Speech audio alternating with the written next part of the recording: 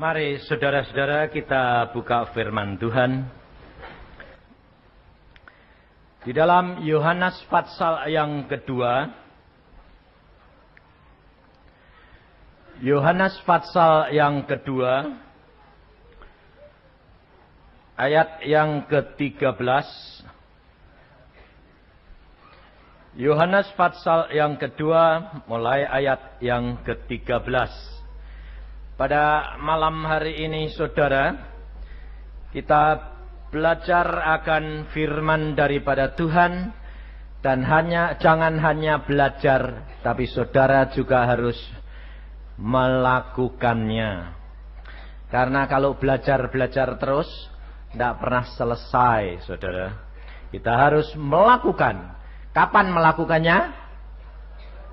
Sekarang, malam ini, lakuin. Karena Allah tidak pernah nunggu-nunggu lama. Segera. Maka dari itu kita belajar benar-benar dan mengerti. Karena kalau belajar tidak ngerti, nanti payah. Saya dikasih judul, baik tetapi tidak benar. Bukan saya yang nyari itu. Terus saya berdoa, Tuhan, baik tidak benar, apa ya? Lalu saya berdoa, saya ini memang cuma corong saudara. Berdoa, Tuhan bilang, kamu ngomong ini. Oh ya. Jadi, kalau saudara jadi saya, enak apa? Yang ngomong, saya cuma dipakai corong, segala sesuatu bilang, Tuhan mau ngomong apa? Ngomong ini. Ngomong ini. Jadi saya tinggal lemparkan, kamu mau lakukan apa tidak, urusan Anda. Jadi jangan saudara kira bahwa saya ini bisa segala-galanya. Bayangin saudara, setiap hari bawa firman Tuhan 2 kali. Lalu sebuku ini berapa bulan sudah habis kalau pakai otak saya. Saya orangnya tidak peduli, wong Tuhan bilang, kamu itu cuma punya otak yang kosong. Jadi dikasih kertas kosong. Ternyata di zaman Tiongkok itu dulu ada loh. Si Jin Kui itu punya buku kosong ternyata. Sampai saya berkata gini, loh Tuhan, kok aneh sih Tuhan? Kok zaman kuno kok cerita kuno ini kok ada? Loh, Tuhan berkata, Allahmu itu Allah yang luar biasa. Dan segala perkara dapat terjadi bagi orang percaya. Maka dari itu saya dikasih satu penglihatan oleh Tuhan. Karena pada waktu saya mau dipakai Tuhan, saya berkata begini, Tuhan, aku mau sekolah Alkitab dulu.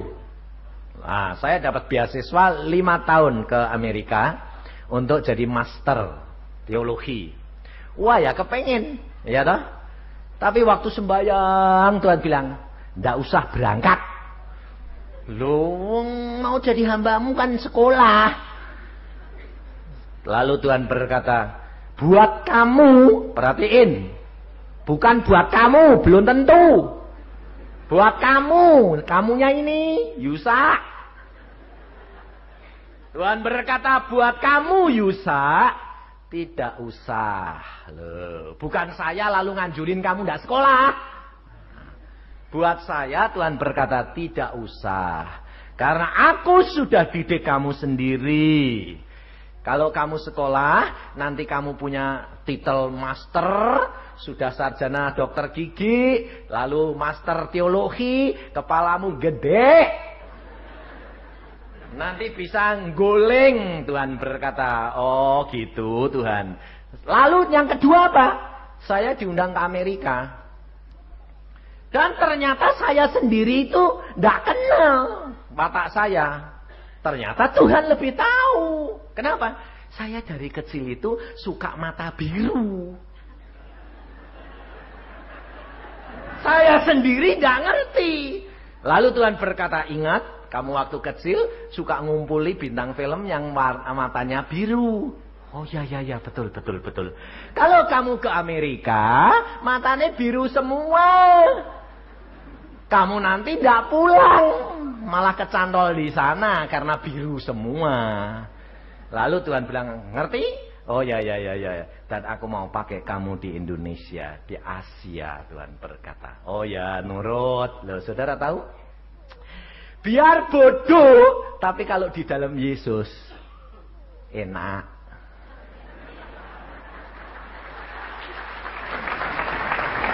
Ya toh? Timbang pinter jadi calo surga, lebih baik bodoh gotong orang masuk surga. Loh, ya toh? Loh, orang yang bodoh itu kan biasanya tukang angkat toh. Kuli toh. Ya toh? Kuli. Tukang angkat tapi masuk surga. Orang pinter calo. Kenapa? Tukang suka ngakali orang. Betul tak? Nah, maka dari itu saudara harus belajar. Belajar firman Tuhan. Saya belajar firman Tuhan dari umur 12 tahun. Dan Tuhan berkata, lakukan, baca, alami. Baca, alami.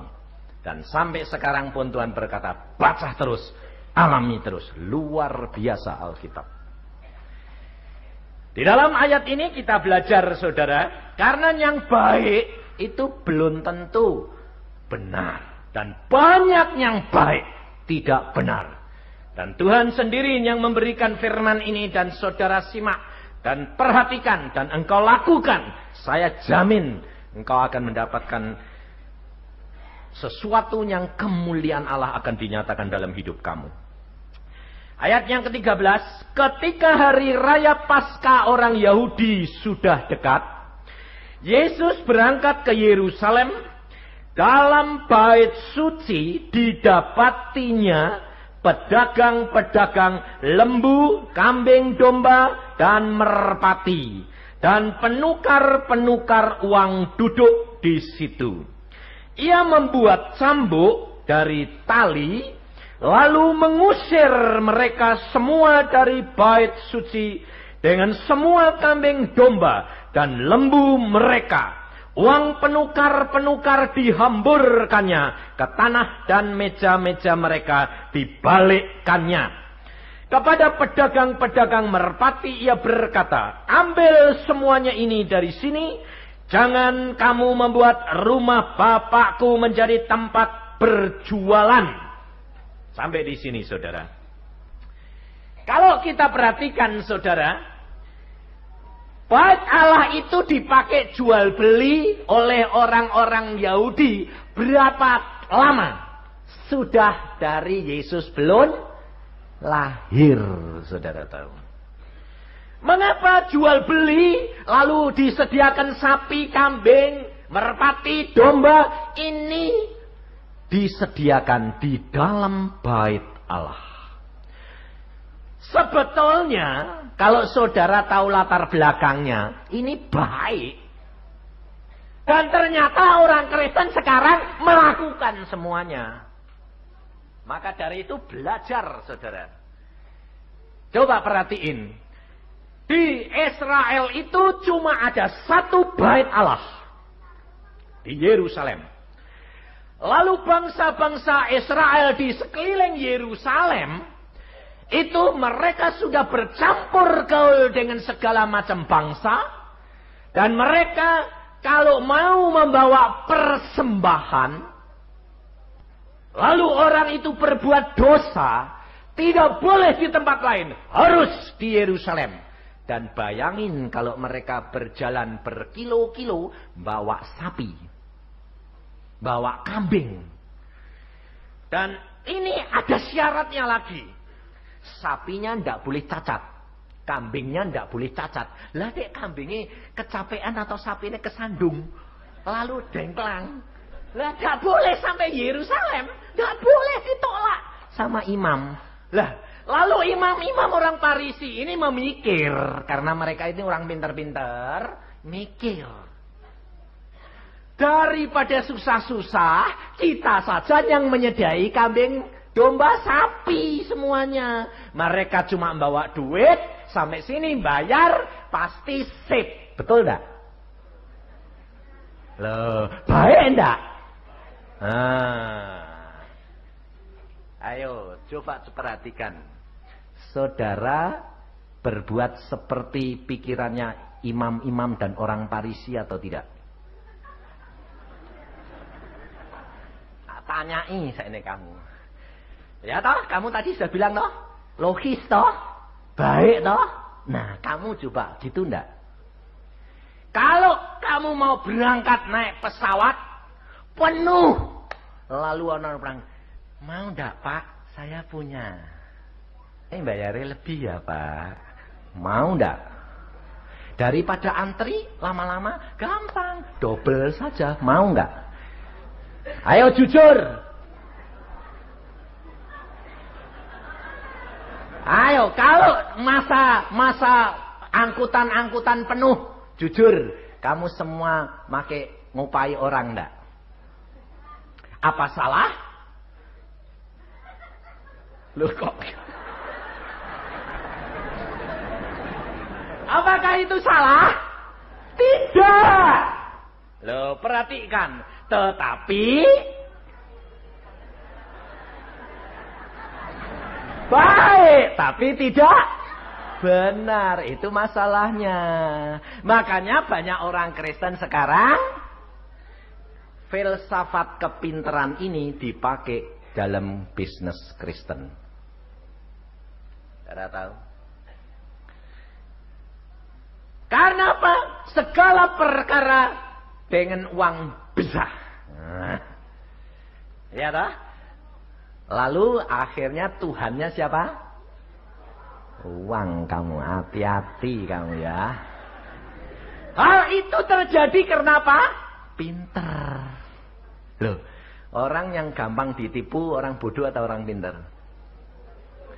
Hah? Orang bodoh toh? Kamu bisa cepat kaya karena apa? Pinter ngakali. Betul tak? Loh, kenyataan saudara tahu, orang Farisi dan ahli Taurat ini pinter. Kalau tidak pinter, tidak dapat jadi orang Farisi dan ahli Taurat. Dan orang Farisi dan ahli Taurat semua pinter-pinter dan kaya-kaya. Kemudian setelah pinter, kaya, susahnya mata duitan. Nah, ini yang susah. Ini yang susah. Segala perkara diperhitungkan. Nah, saudara perhatiin. Lalu mereka menyediakan kambing domba. Menyediakan fasilitas untuk pengorbanan. Untuk menebus dosa. Untuk memberikan korban kepada Allahnya. Tidak usah susah-susah. Pakai duit saja. Makanya di salah satu gereja juga ada berkata, yang penting persembahanmu banyak. Nanti dosamu diampuni. Nah, jadi akhirnya surga bisa dibeli enggak?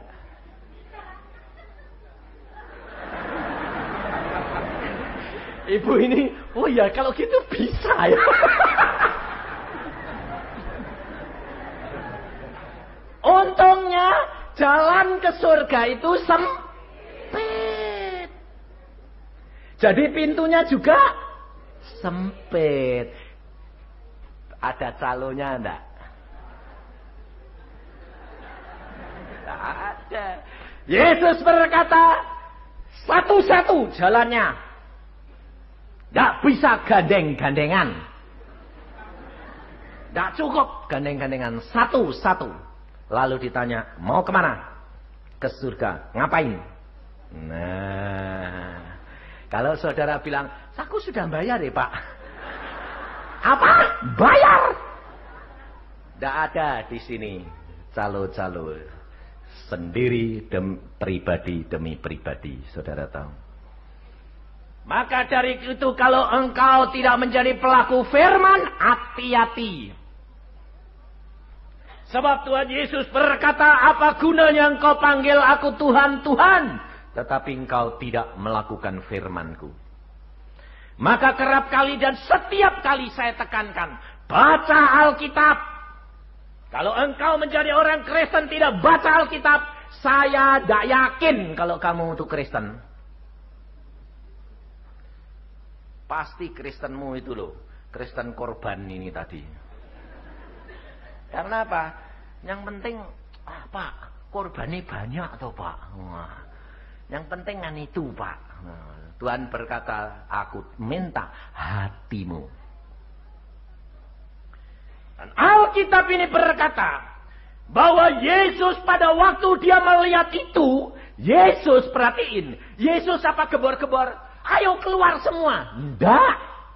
Yesus masuk, diam, dia bikin cemeti dari tali. Dia diam. Cemetinya dibikin. Sudah jadi, langsung dia ngomong atau dia main pukul. Ayo, yang dipukuli orangnya apa kambing domba nih? Hah? Orangnya. Yesus tahu dia yang dipukuli apa? Sapine, kambingnya, lah kan bubar dewek toh. Wah, kuat cuti semuanya. Lah orangnya kan ribut, sapine kan marah-marah. Lah takut kuat belapaan buaya bubar semuanya. Lah saudara tahu? Saudara tahu kenapa yang dicemetin itu korban-korbannya? Kenapa saudara? Kalau engkau mencintai harta bendamu, mencintai pekerjaanmu, mencintai sesuatu lebih daripada Yesus, itu yang diminta oleh Yesus. Kalau engkau terikat akan harta benda, maka harta bendamu yang dicambuk oleh Yesus pergi. Karena apa? Yesus tahu hatimu di situ. Maka dari itu perhatikan. Kita harus periksa pribadi kita masing-masing. Di mana sebetulnya hati kita ini? Pada Yesus? Ataukah pada sesuatu benda yang lain? Atau pada pikiran kita sendiri? Maka dari itu saya kerap kali katakan. Kalau engkau tidak membaca banyak Alkitab, firman Tuhan, maka cara filsafatmu dunia ini engkau tidak akan dapat menghilangkan. Kita harus mengalami pencucian otak. Kita harus mengalami brainwashing. Sebab tanpa pencucian otak, maka hikmatmu tetap hikmat dunia yang kamu terapkan di dalam hikmat Allah. Dan itu tidak jalan. Sebab kita ini sudah biasa dididik, saudara. Dididik dari kecil, dicekoi semua filsafat-filsafat duniawi. Kebiasaan, kebudayaan. Coba. Terutama coba orang Tionghoa bilang apa? Lihat itu Alkitab. Yesus berkata apa? Kalau engkau mengasihi orang tuamu lebih daripadaku. Kalau engkau tidak membenci orang tuamu. Engkau tidak layak menjadi muridku. Waduh, untuk jadi orang Kristen, orang Tionghoa selalu bilang, kamu harus uhau. Tapi sekarang malah disuruh sebenci. Tuh lihat tuh, Kristen, gak kurang ajar tuh. Suruh benci orang tua. Padahal maksudnya Alkitab bukan begitu. Maksudnya Alkitab, kalau engkau mengasihi Allah segala-galanya, maka orang tuamu akan dikasih. Karena dia punya langit bumi. Ini loh saudara. Hal ini saya alami sendiri. Baru-baru ini saya ke Australia. Saudara tahu apa terjadi? 4 hari di Australia, istri saya sakit. Sakitnya bukan sakit enak-enak, sakit parah. Sebabnya apa? Sebelum berangkat, istri saya sudah dipesan sama Tuhan melalui anak saya. Tuhan berkata begini, Mama, Tuhan pesan sama saya untuk memberitahu Mama. Apa nak? Mama tidak boleh capek-capek di Australia. Sebab kalau Mama terlalu lelah, nanti waktunya dipersingkat oleh Tuhan. Nah, pikir saya, oh ya, nanti kamu jangan capek-capek ya, saya bilang. Ya, gak taunya orang perempuan itu lain. Capeknya itu justru kalau mau berangkat. Kan karena mau berangkat ini kan mikir apa yang dibawa, kurang ini, kurang ini, kurang ini, kurang ini. Jadi 3 hari 3 malam itu kurang tidur, kakean pikiran. Sampai di sana retreat, saya mimpin retreat, nasi nggak ada. Di barat semuanya kentang sama daging. Dia bilang, wah Yang, dia bilang gitu karena dia selalu manggil saya itu sayang, jadi Yang. Wah Yang, gak ada nasi ya Yang? Gak ada, saya bilang. Adanya kok kentangku kok gak suka semua ini. Waduh, payah ini. Makan sih gak apa-apa Yang. Saya bilang, saya yang manggil dia ya Yang. Karena sama-sama sayang, jadi yang-yangan. Lalu pada waktu itu, saudara tahu setelah 3 hari, dia jatuh sakit. Saya bawa pulang ke Sydney. Saudara tahu apa terjadi? Waktu dia tidur, bangun tidur, saya kaget setengah mati. Dia berkata, Yang, manggil saya. Saya bilang, ada apa? Aku kok buta Yang. Saudara tahu. Saya lihat matanya melek, merah darah. Ternyata 2 pembuluh darahnya pecah, saudara tahu. Dia buta. Yang, aku kok buta Yang? Kamu di mana? Saya bilang, aku di sini. Aku gak bisa lihat Yang. Waduh, saya lihat, kamu tutup mata. Pembuluh darahmu 2 pecah. Tapi kamu mengucap syukur karena tidak pecah di tengkuk. Kalau pecah di tengkuk, kamu koma. Tapi pecah di mata, tidak apa-apa. Hanya memang kamu ini sudah agak parah. Aku tidak bisa bergerak. Kalau bergerak sedikit melayang. Wah, repot ini. Yang ini basah semua. Aku ganti pakaian. Saya ganti pakaian, saudara tahu. Seluruh tubuhnya di bawah kulit pendarahan. Saya lihat, wah, darah semua sudah. Saya bilang, tidak mungkin dibawa ke rumah sakit. Karena pendarahan hampir seluruh tubuh. Tidak bisa akan ditolong. Bagaimanapun juga, biarpun saya dokter gigi, sedikit-sedikit juga mengerti. Kalau sudah begini. Lalu, apa yang terjadi saudara? Ngomong dia. Yang nyetel kaset ini siapa? Kok puji-pujian kok siang malam terus? Dan bagus skornya luar biasa. Kaget lagi. Karena saya sendiri sudah ngalami, kalau orang itu sudah dekat di ambang pintu surga, sudah dengar puji-pujian. Saya bilang, Yang tidak ada yang menyetel kaset. Kamu ini sudah di ambang pintu. Pintu apa? Pintu surga.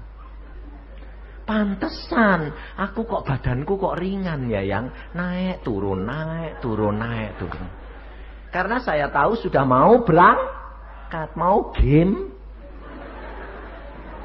Lalu adik saya perempuan dia masuk. Dia bilang, Kak, Cici sih mau berangkat ini.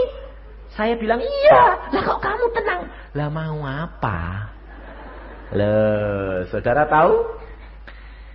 Kalau engkau menjadi pelaku firman, Allah Yesus Kristus berkata apa?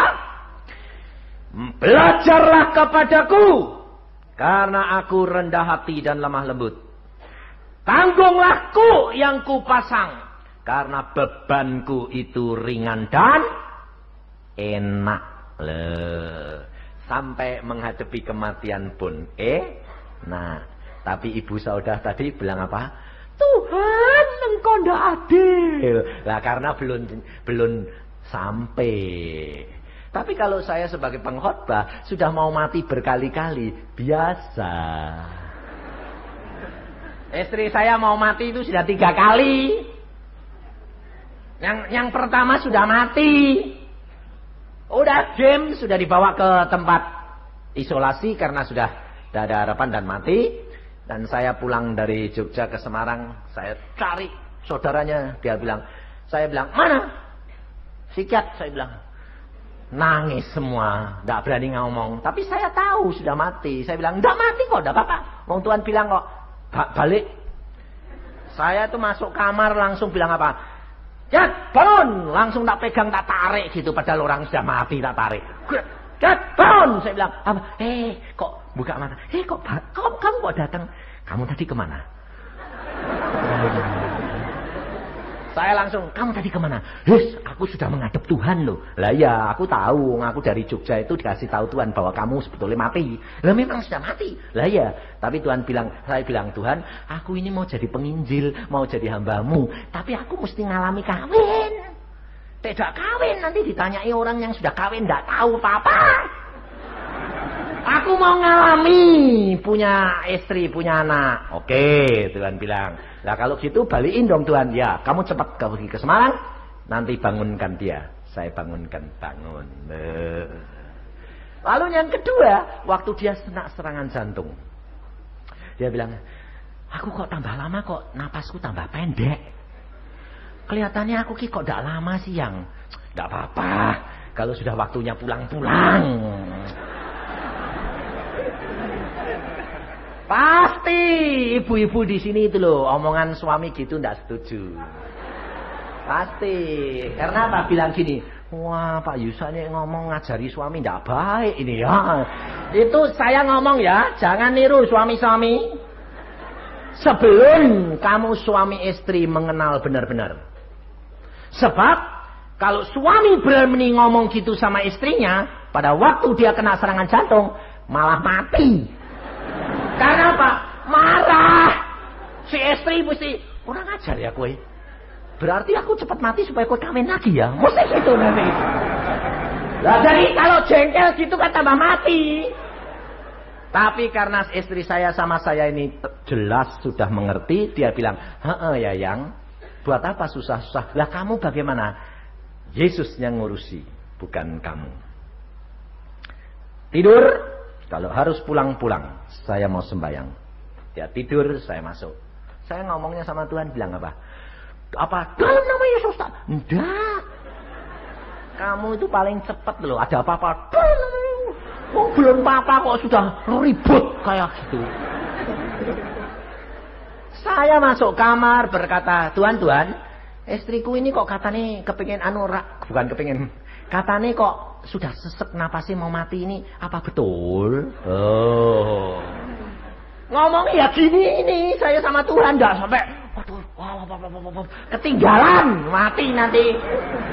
Wong Allah itu ada di dalam hatimu kok ngomong kok susah-susah.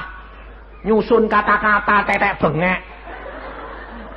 Saudara tahu ada orang baru bertobat, orang totok. Dia tanya sama saya, Pak Yusa, bagaimana kalau kita berdoa? Saya bilang, ngomong. Saya bilang, ngomong bagaimana? Anakmu sakit, ngomong. Ya, ayo tak dampingi. Saya bilang, ayo berdoa, ngomong.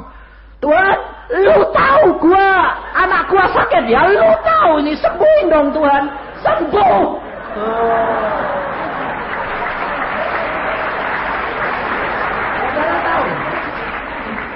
Saudara tahu, Allahmu itu tahu hatimu. Ini orang baru bertobat gak ngerti sopan santun.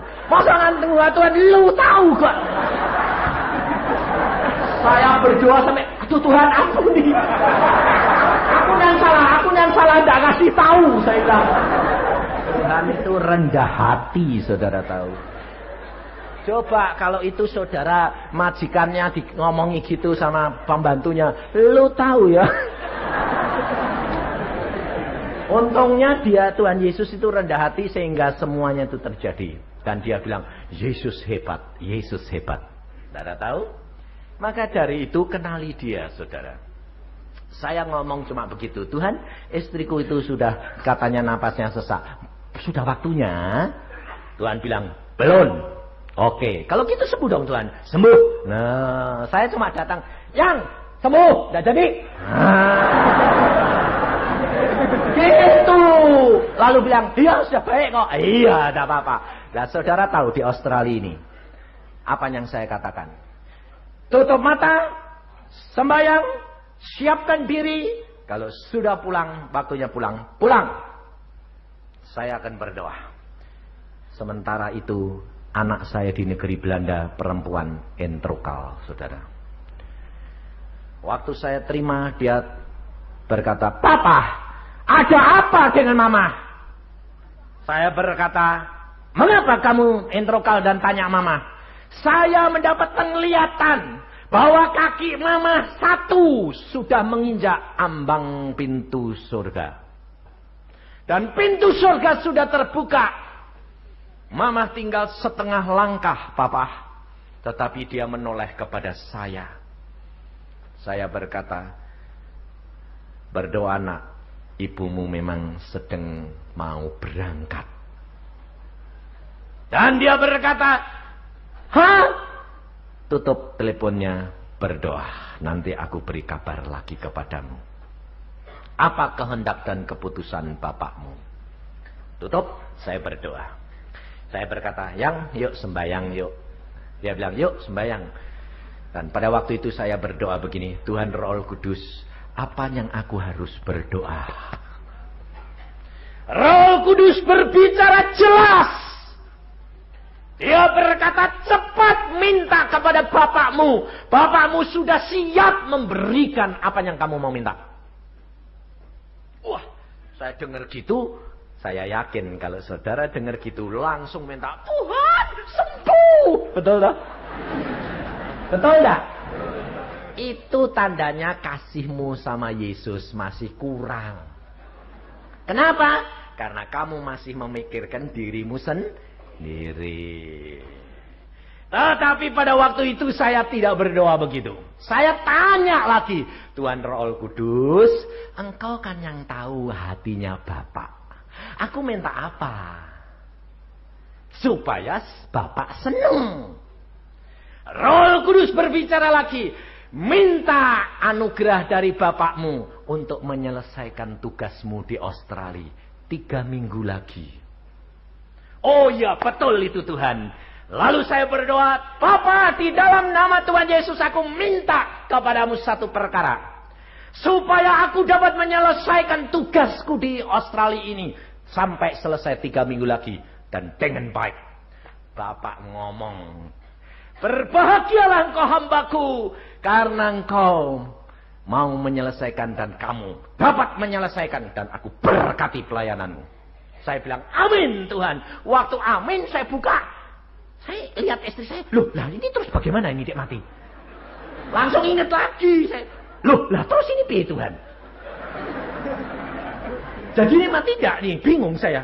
Lalu istri saya malah ngomong gini, Yang, kamu kan masih 3 minggu. Iya, kelihatannya kok aku enggak mampu.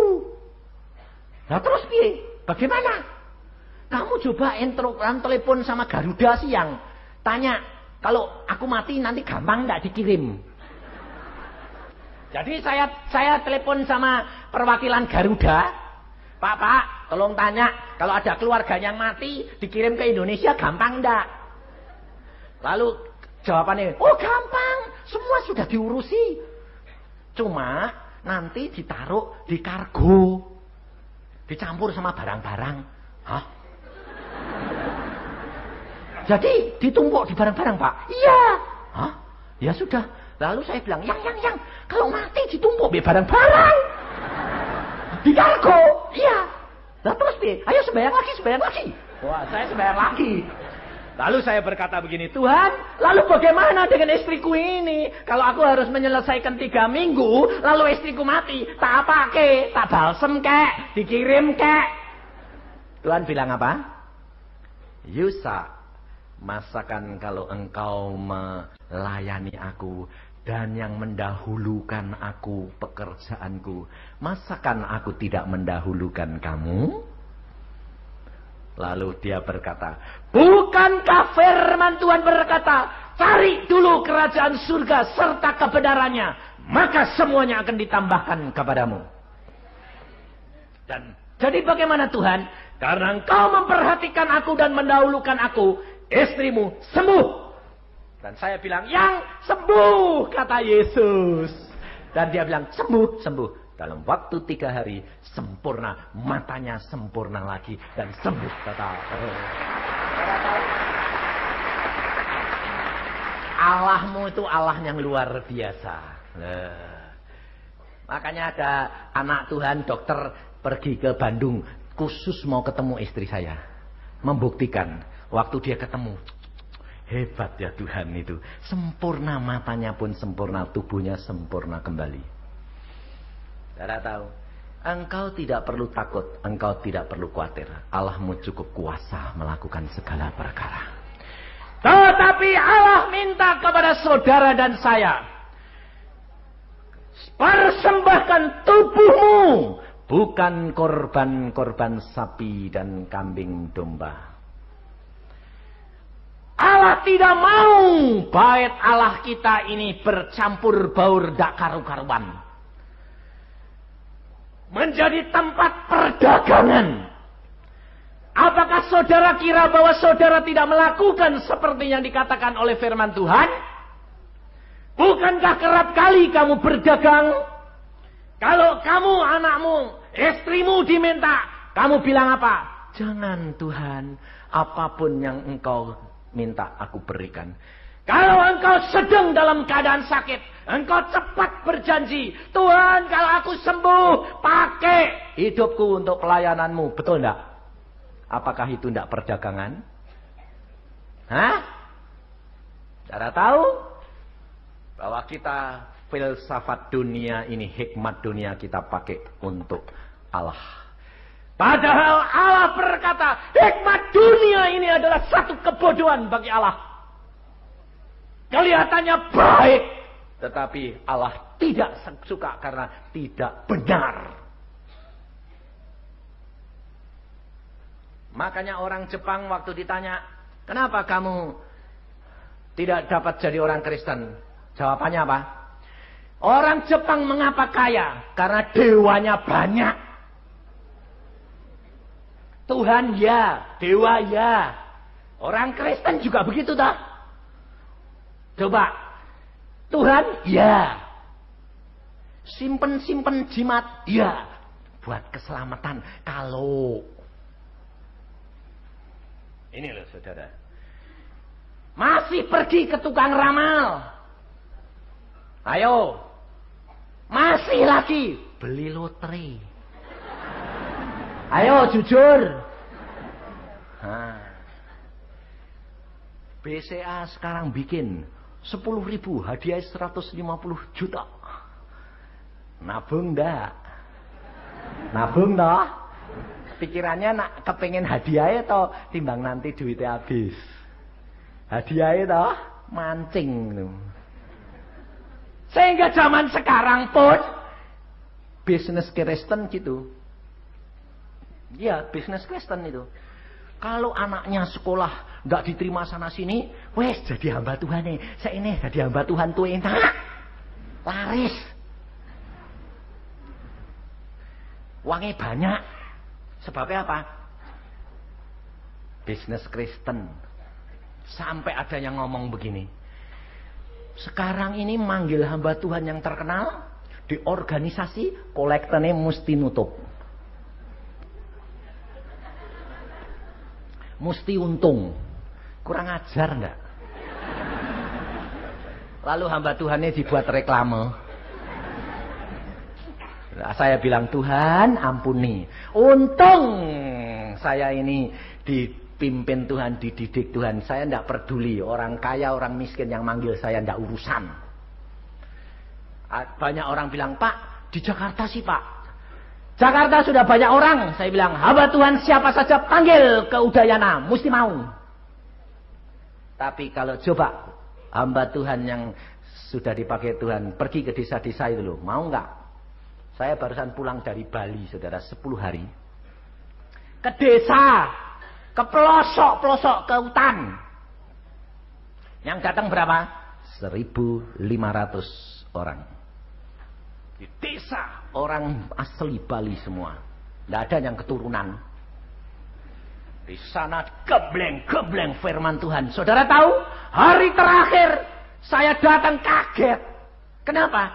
Loh, kok di lapangan? Loh ya Pak, gedongnya tidak cukup. Yang datang 1.000 lebih Pak. Lah terus piye? Lagi hujan. Wong mendung. Lalu saya sembahyang, Tuhan, ini tidak hujan piye? Ya memang hujan. Wis bubar.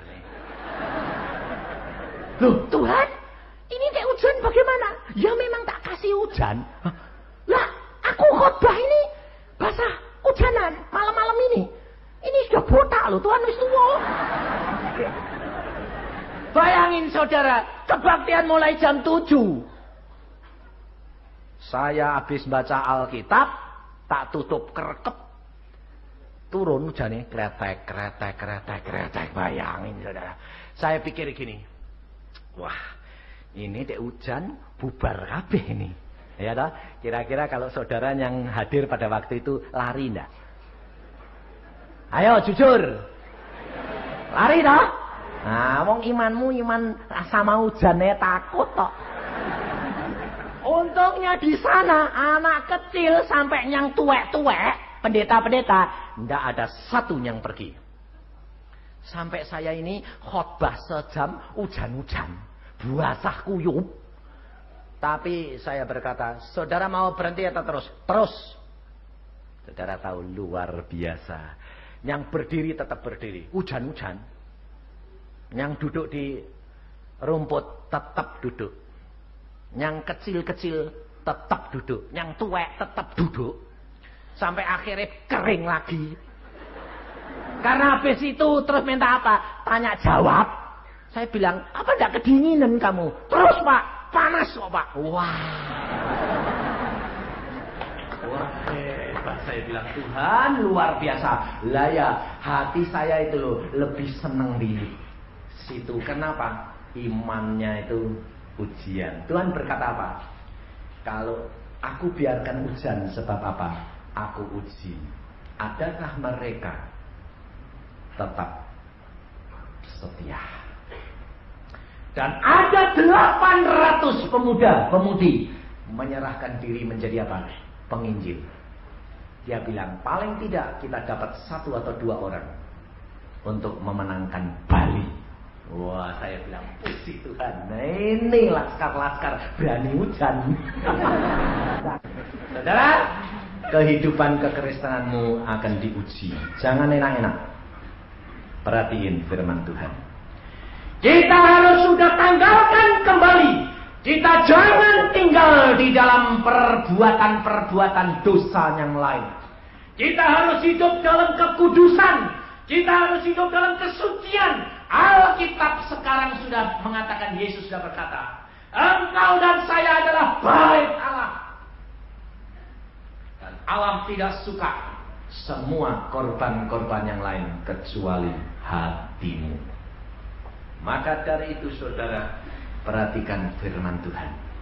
Kita harus belajar dari Yesus pribadi. Jangan dari hamba Tuhan atau orang lain. Tapi dari Yesus. Hamba Tuhan hanya dipakai sebagai alat.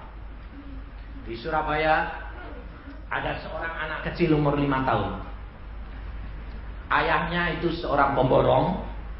Dia sedang mengalami kesulitan, saudara. Pada waktu anaknya itu lihat bapaknya bingung karena apa? Macet pekerjaannya. Karena apa? Tanahnya tidak bisa dibor. Dibuat fondasi itu tidak bisa. Bornya putus terus. Bapaknya itu angsal pulang, susah. Lalu anaknya datang yang 5 tahun itu. Papa, mengapa kamu susah? Kerjaannya papa macet. Lalu anak ini berkata apa? Papa tidak boleh susah. Yesus berkata, jangan kamu khawatir. Lalu dia nyanyi. Papa, nyanyi dong sama dengan saya. Nyanyi dong. Akhirnya papa ketawa-ketawa nyanyi. Jangan kamu khawatir. Saya ketawa. Tapi kalau sudah itu berhenti lagi. Macet pekerjaanku ini. Ya memang jangan khawatir tapi macet. Saudara tahu apa terjadi? Waktu dia datang kepada saya, dia berkata, Pak Yusak, tolong dong Pak, ini doakan. Saya mau ngajar keluarga ini. Saya berkata, anakmu yang kecil, suruh berdoa. Nanti kamu dapat jawaban. Sebab Tuhan sudah kasih tahu saya, anaknya yang kecil itu dipakai. Apa terjadi saudara? Dia berdoa, yang kecil 5 tahun. Tuhan Yesus, kasihani papa, apa yang harus dilakukan? Tuhan ngomong sama anak kecil ini. Aku memang sedang didik bapakmu itu bandel. Kalau tidak disuruh mengalami, tidak percaya. Ngomong anaknya, Papa, Tuhan berbicara. Wah, Papa ternyata bandel ya. Ternyata ini cuma percobaan ujian buat Papa. Supaya Papa mengenal nama Yesus luar biasa. Bayangin saudara. Lalu bagaimana ini? Papa harus berbuat apa? Berdoa dia. Tuhan, apa yang harus berbuat? Tuhan berkata, Aku sudah utus hambaku dengan membawa tongkat Musa akan mengusir segala kuasa-kuasa gelap itu. Nah, jangan takut Papa, hamba Tuhan sudah diutus. Siapa? Opa Yusa. Ini kurang ajar dah. Lalu anak ini saudara tahu pekanya luar biasa. Sebab apa? Dia diajari membaca Alkitab oleh Yesus sendiri. Dia minta kepada bapak ibunya, Mah beliin Alkitab si Mah. Dia bilang, kamu masih 5 tahun, nol kecil belum, nol gede. Belum bisa baca. Dia bilang, sudah bisa baca Mah. Gak percaya. Mama, Alkitabnya Mama bawa sini, dibaca. Kitab Mazmur dibuka, dibaca. Dia bilang, siapa yang ngajari kamu? Tuhan Yesus. Kok Tuhan Yesus? Iya, aku tuh udah diajari. Suruh baca. Suaranya kayak apa? Lembut. Baik. Nggak kayak Mama. Galak. Apa enggak kamu? Saudara tahu? Yesus berkata apa? Ayat 25. Bukan 25. Ayat 23. Dan sementara ia di Yerusalem selama hari raya Paskah, banyak orang percaya dalam namanya karena mereka telah melihat tanda-tanda yang diadakannya. Nah, Yesus sendiri berkata, setiap orang harus melihat tanda baru engkau dapat mengalami dan menjadi orang percaya yang sungguh-sungguh peganganmu kokoh. Maka dari itu alami. Lalu suami istri ini datang kepada saya bilang, saya tahu saya sudah diutus Tuhan, sekarang ayo pergi ke tempat proyekmu. Saudara tahu apa terjadi? Saya masuk ke proyek itu, baunya busuknya luar biasa. Sampai saya itu mau muntah, tak tutupi gini, waduh.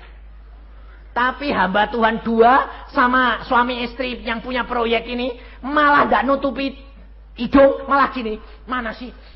Mana? Malah disedot-sedot. Karena semuanya tidak bau, cuma saya. Pada waktu itu saya tak langsung berdoa, Tuhan, kenapa kok cuma saya? Tuhan berkata apa? Karena setan itu tahu yang kamu yang mau dipakai Tuhan, kamu diserang.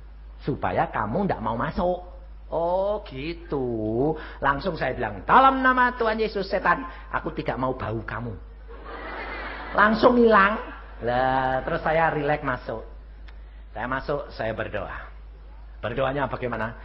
Tuhan, hamba sebagai hambamu mengajar kepada anakmu ini untuk praktek. Firman-Mu berkata di dalam Yohanes 14 ayat 12. Barang siapa percaya kepadamu, ia akan melakukan perkara-perkara yang engkau lakukan. Bahkan lebih besar. Barang siapa? Berarti termasuk saudara anda? Ya. Pada waktu itu saya katakan, dalam nama Tuhan Yesus karena kami percaya, aku katakan setan, kamu minggir. Bawa kuasa-kuasamu. Kamu sudah pindah. Dan kamu tidak boleh tempat di sini mengganggu pekerjaan anak Tuhan. Nanti kalau yang punya rumah tidak percaya Yesus, lalu ngundang kamu, balian, saya bilang. Ternyata saudara apa terjadi? Itu tanah bekas punya dukun besar. Jadi ditanam-tanami jimat-jimat. Pantesan tidak bisa dibur, ilmu pengetahuan kalah.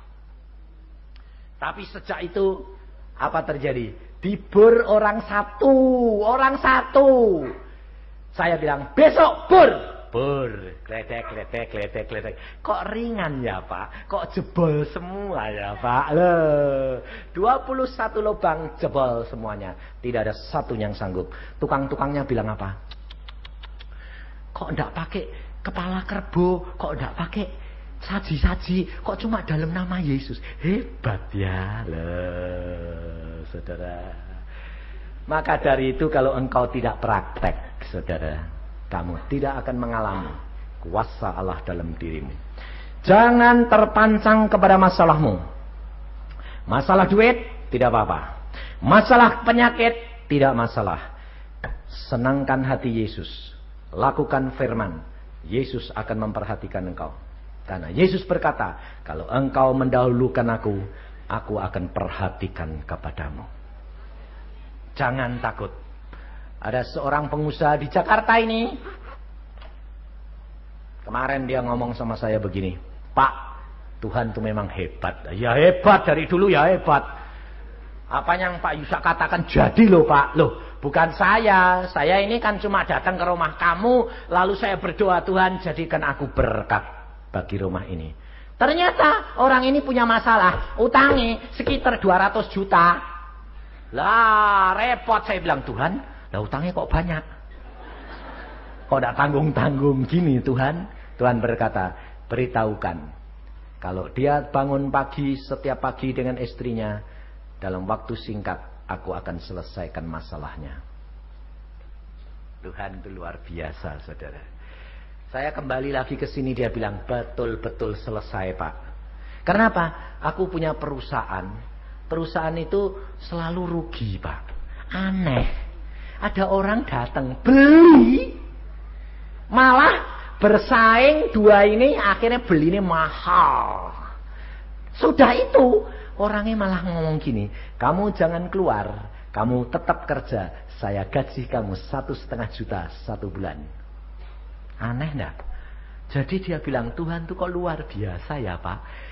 Uang saya dapat lebih, sebagian masuk deposito, utang lunas, gaji gede. Tuhan, saya bilang, Allahmu kalau sudah berjanji pasti digenapi. Tergantung kesetiaanmu. Tapi saudara, kalau saya suruh bangun pagi baca Alkitab ngantuk, makanya masalahmu tidak selesai-selesai. Yesus berkata apa? Dahulukan aku. Berikan yang terbaik untuk aku. Bangsa Israel selama 40 tahun. Dia berputar-putar di padang belantara. Allah berkata, bangun pagi. Ambil mana. Sebab kalau sampai matahari terbit, kamu tidak ambil, mana sudah lumer. Kalau engkau tiap pagi bangun pagi, ambil mana. Makanan rohani dan jasmanimu akan dipelihara Allah dari hari ke hari, saudara tahu. Dan engkau tidak akan ditinggalkan. Amin. Mari kita berdoa. Tuhan, firman-Mu sudah hamba sampaikan. Anak-anak-Mu sudah Engkau ingatkan. Pada malam hari ini Bapa. Dan Engkau berbicara Tuhan. Apabila anak-anak-Mu punya masalah pada saat ini Tuhan, sakit penyakitkah, masalah keluargakah, masalah keuangankah, ekonomi, Tuhan, Engkau tilik anak-anak-Mu. Karena tempat tidak memungkinkan, angkat tangan-Mu saudara. Engkau harus percaya. Kalau engkau mau mendahulukan Tuhan, maka Tuhan akan mendahulukan engkau. Dan Tuhan pasti akan menyelesaikan masalahmu. Malam hari ini katakan, akui bahwa selama ini kamu tidak mendahulukan Dia. Apabila engkau bertobat malam hari ini dan kamu katakan kepada Dia, lakukan. Saya jamin dalam waktu singkat Allahmu akan bertindak untuk engkau. Saya minta Pak Wilson maju ke depan. Saudara berdoa. Saudara berdoa. Karena tempat tidak mengizinkan. Saudara berdoa. Yang angkat tangan berdiri di tempat. Tidak usah maju. Berdiri saja di tempat. Saudara berdoa. Yang pertama engkau akui lebih dahulu. Akui lebih dahulu. Apa yang sudah engkau lakukan. Bahwa engkau tidak mendahulukan Dia. Dan apabila mulai malam hari ini kamu berjanji, kau mau melakukan, mendahulukan dia dalam segala perkara. Bukan korbanmu, tetapi hatimu, kata Yesus. Kau akan melihat perkara-perkara yang Allah lakukan, yang ajaib bagi engkau.